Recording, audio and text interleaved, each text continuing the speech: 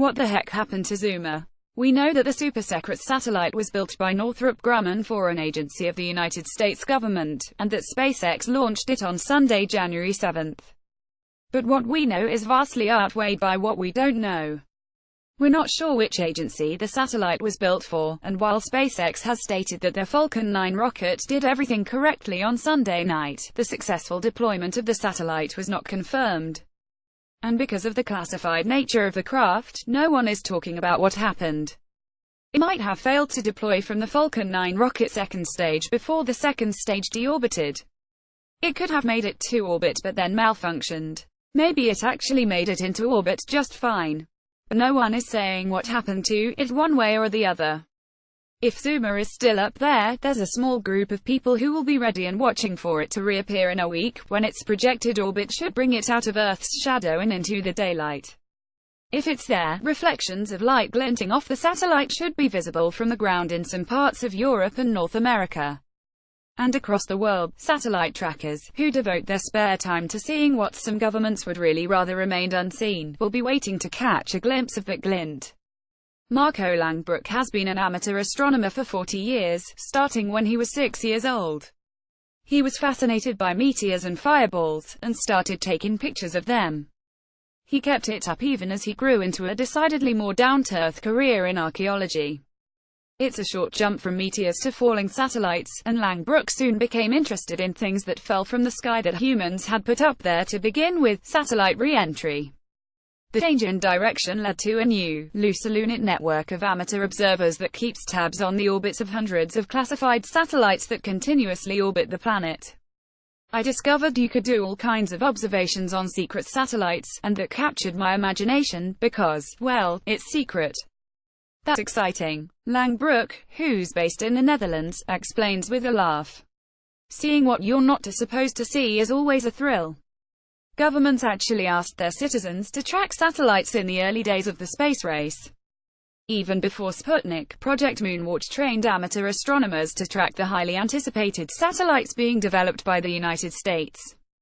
The teams used special telescopes or binoculars to track where a satellite went by watching the stars they sped past, using a stopwatch to record each craft's progress.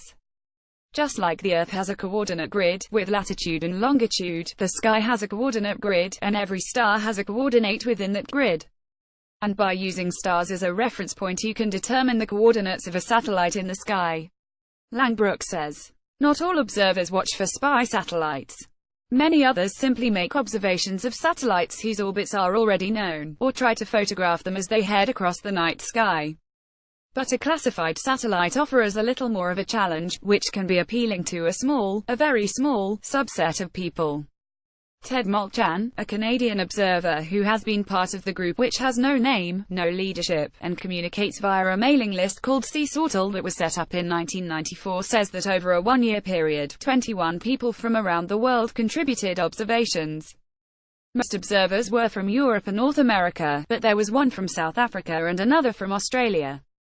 It's amazing what you can do even with a tiny, non-organized group like ours, Molchan says.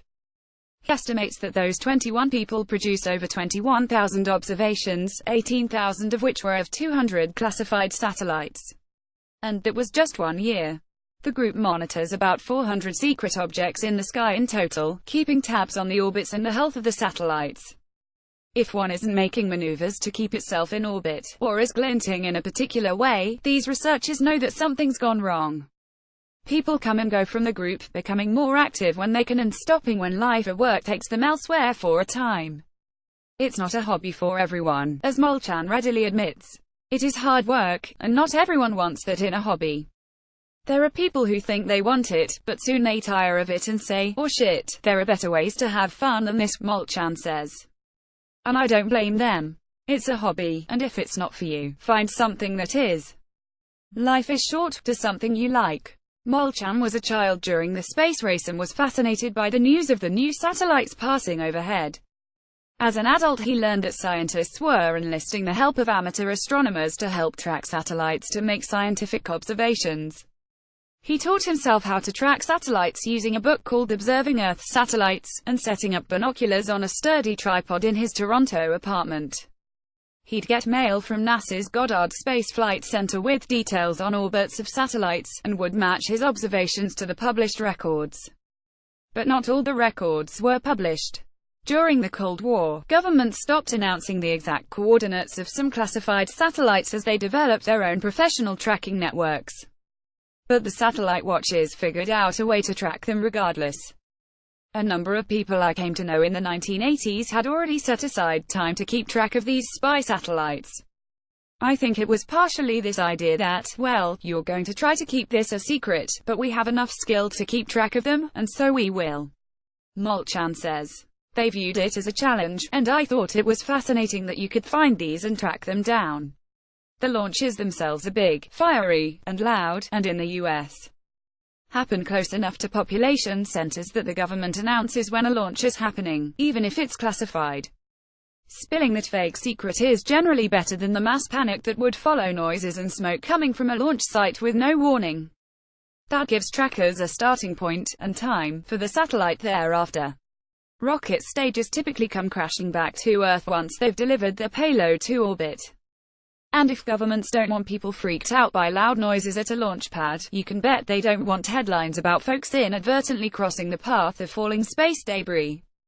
So they note a segment of the planet, usually a bit covered by ocean, where they think the spacecraft will re-enter, and reach out to airplane pilots and ship captains, warning them to stay away for a particular time. This gives satellite tracker a general idea of what direction the rocket is heading in, which they can use to estimate what kind of orbit the satellite is being sent into. That trajectory that is hinted at or revealed by those coordinates lets you calculate, to a pretty good approximation, the position of the orbital plane that the satellite is going to enter, Molchan says.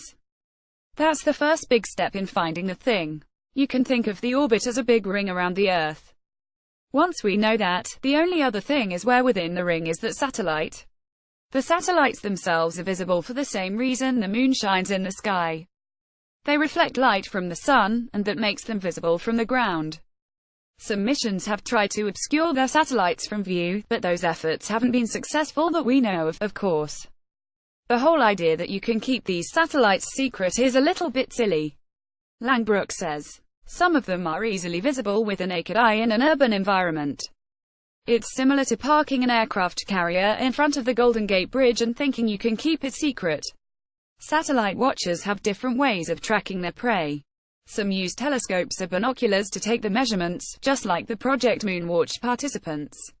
Others are more high-tech. I mostly use photography and very sensitive video to make measurements of satellite positions. Langbrook says. The enthusiasts also write their own computer programs to calculate orbits, or use ready-made programs, and then send their observations on to colleagues around the world.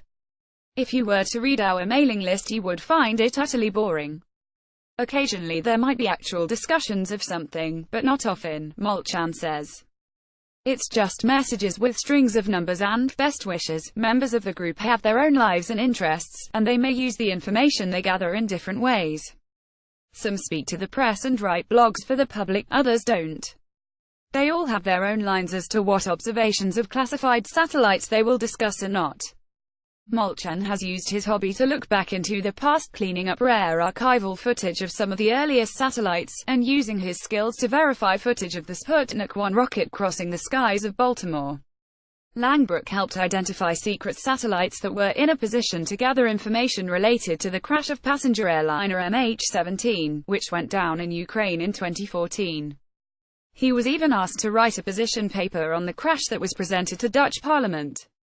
Molchan has taken a break from active satellite observing to focus on his business, and doesn't plan on watching for Zuma.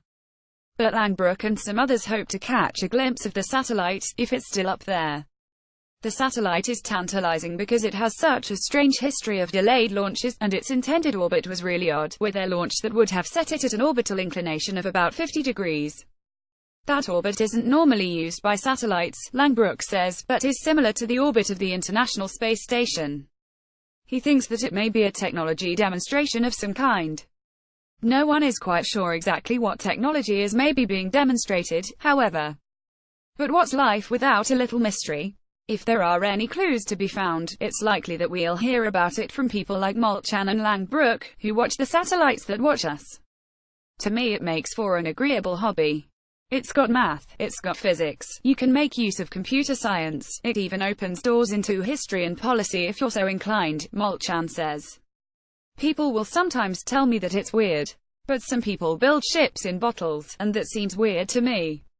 Who am I to judge? What a dull world it would be if we all liked the same thing.